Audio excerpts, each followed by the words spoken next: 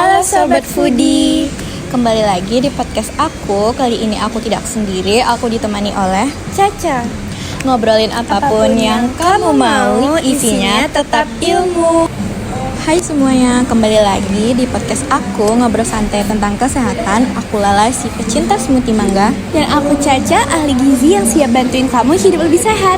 Hari ini kita akan membahas topik yang sangat dekat dengan kita, yaitu gizi pada remaja. Dan ini sangat diabaikan oleh kita. Dan serunya kita akan membahas satu kasus viral. Jadi jangan kemana-mana ya, pastikan mendengar sampai habis. Bener banget, jangan kemana-mana ya, karena ini penting untuk kalian yang sering mengabaikan kesehatan gizinya nih. Dan tentunya di akhir episode nanti akan ada tips-tips praktis yang bisa diterapkan langsung. Jadi tidak hanya mendengarkan, tetapi kita bisa memulainya pada hari ini. Oke, jadi langsung aja ya. Kenapa sih gizi itu penting pada masa remaja? Nah, masa remaja adalah masa emas dalam kehidupan manusia. Di masa remaja, tubuh kita mengalami pertumbuhan yang sangat pesat dan cepat.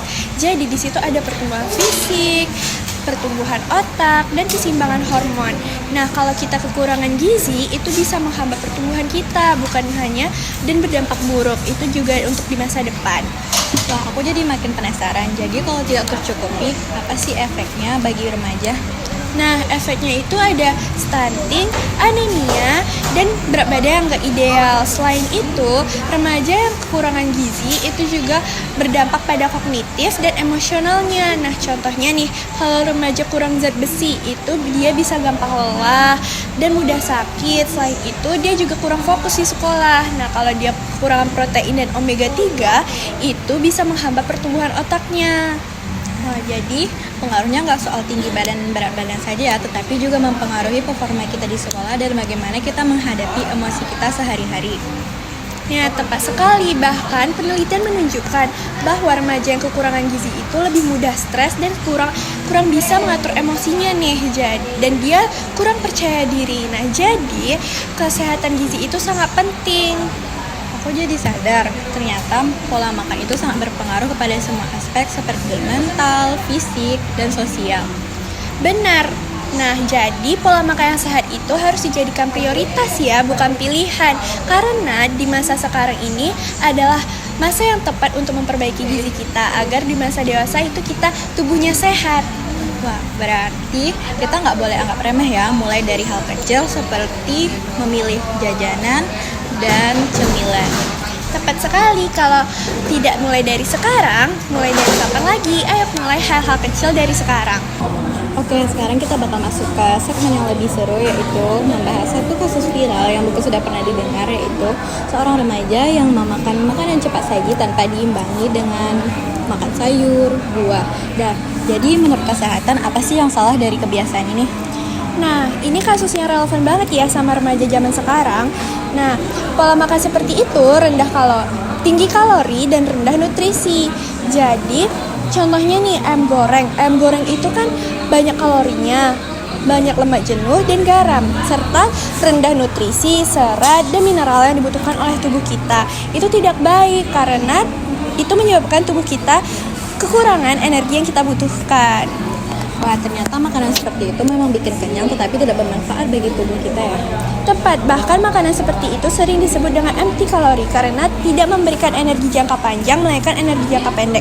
Nah, contohnya nih dampak jangka pendeknya itu kita mudah lelah, gampang sakit, dan jerawat.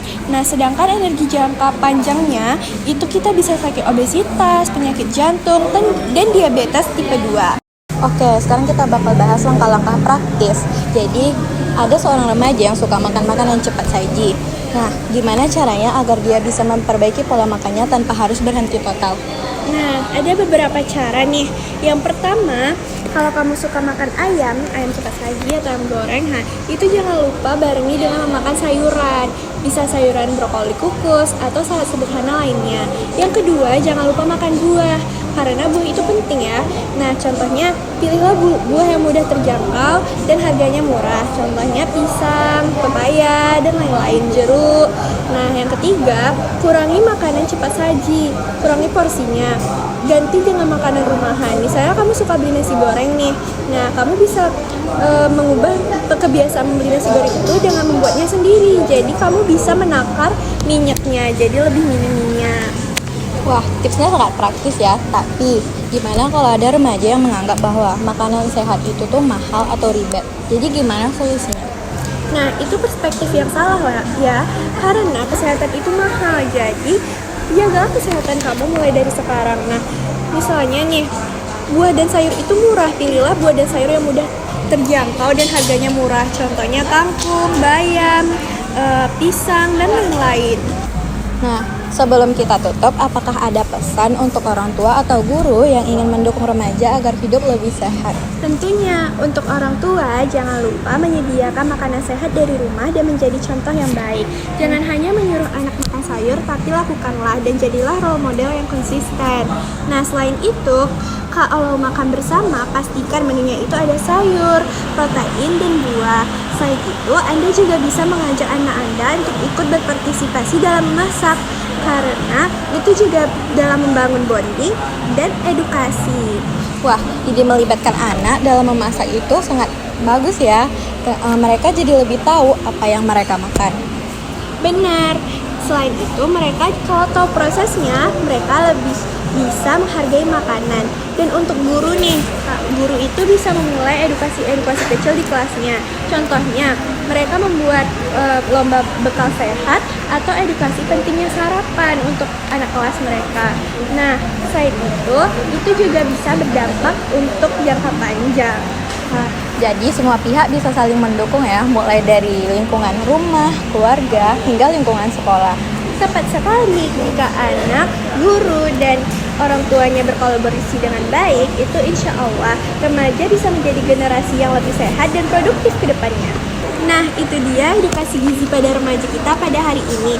Dan contoh kasus viralnya tadi, semoga bisa menginspirasi dan bisa memulai hidup sehat dari sekarang. Setuju banget, terima kasih untuk Caca atas penjelasan dan tips praktisnya. Aku jadi lebih semangat untuk memperbaiki pola makan aku. Sama-sama, jangan lupa mulailah hidup sehat dari sekarang dan isi piringmu dengan sayur ya. Dan jangan lupa makan buah-buahan. Buat kalian yang masih ingin bertanya dan ada saran, silakan bertanya. Kami semakin senang apabila ada yang akan dibahas tentang apa yang kalian ingin tahu. Dadah! Terima kasih sudah mendengarkan. Sampai jumpa lagi.